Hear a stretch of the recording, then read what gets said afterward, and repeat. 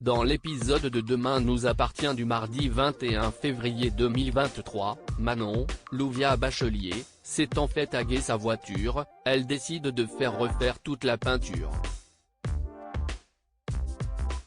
William, Kamel Benghazi, la soupçonne d'avoir elle-même vandalisé l'auto pour profiter du crime, mais Manon lui assure le contraire. Néanmoins, il s'agit d'un mensonge. Une fois seule avec Nordine, Youssef Agal, Manon avoue avoir effectivement tagué sa propre voiture.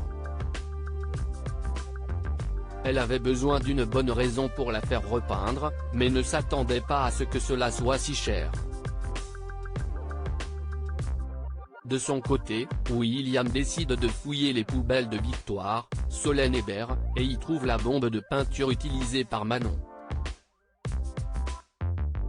En colère, William va voir Aurore, Julie Desbazac, au commissariat pour lui montrer la bombe de peinture. Il s'avoue très déçu par sa fille et décide de revendre sa voiture. Un peu plus loin, Nordine entend toute la conversation se dénonce à la place de Manon. Il explique avoir vandalisé sa voiture pour lui rendre service, parce que personne n'aurait pris cette dernière au sérieux au commissariat. William, outré, convoque toute la famille chez les douaniers. Le ton monte entre Manon et son père, mais ce n'est pas le pire, Manon a été affectée dans un commissariat de Rennes, en Bretagne. Dorian est kidnappé. La police est dépêchée chez Raphaël, Jennifer Loret, retrouvée inconsciente la veille par Chloé, Ingrid Chauvin. Elle explique n'avoir rien vu, rien entendu. Alors qu'elle était au téléphone avec Chloé, elle a senti une décharge dans son cou et a perdu connaissance. Dans la piscine remplie de colorants alimentaires rouges, les policiers trouvent une ardoise en plastique sur laquelle est inscrit le mot responsable. De retour au commissariat, les policiers font le point sur l'enquête. Lisa, Naïma Rodrigue, pense que Raphaël pourrait être au cœur de l'affaire. En effet, elle est liée à tous les adolescents agressés. Se pourrait-il que son agresseur ait tenté de lui faire payer? Martin, Franck Monsigny, lui, est intrigué par le fait que l'agression de Raphaël ait eu lieu chez elle.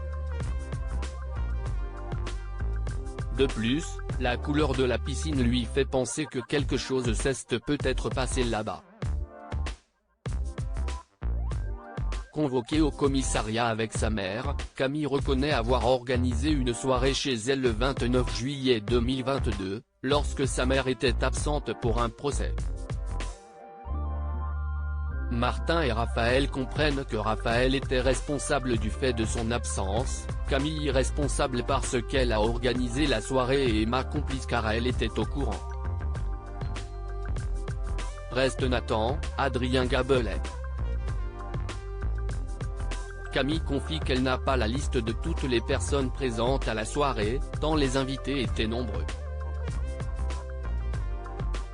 Elle confirme néanmoins que beaucoup ont bu. Bénédicte, Honorine Magnier, reçoit un message de Luna, qui la prévient qu'elle souhaite annuler sa séance.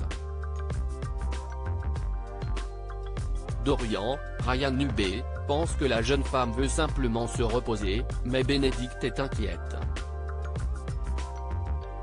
La semaine précédente, Luna a appris qu'elle devait faire un trait sur sa carrière de danseuse et a tenté de mettre fin à ses jours. Bouleversé, Dorian propose à Launa de se voir dans l'après-midi. Les deux adolescents se retrouvent au parc, où ils parlent de leurs histoires de couple. Luna explique avoir des problèmes avec son petit ami depuis son accident, et Dorian lui raconte ce qui est arrivé avec Camille, Elisa et Zédine. Luna lui suggère de remettre les compteurs à zéro en embrassant une fille, comme Camille a embrassé un garçon. et avant que Dorian ne puisse se rendre compte de quoi que ce soit, elle l'embrasse. Elle souligne qu'elle est toujours amoureuse de son petit ami, mais au moins, Camille et Dorian sont quittes. Les deux adolescents passent un bel après-midi ensemble. Luna parle à Dorian de son dernier ballet, Casse-Noisette, et lui montre quelques images des répétitions qui lui valent de gentilles moqueries de la part du jeune homme. Mais la journée tourne à la catastrophe. En rentrant chez lui, Dorian se fait agresser par derrière. Il a le temps de voir le visage de son agresseur, mais s'évanouit, drogué à l'acépromazine. Son agresseur le monte alors à l'arrière d'une camionnette blanche.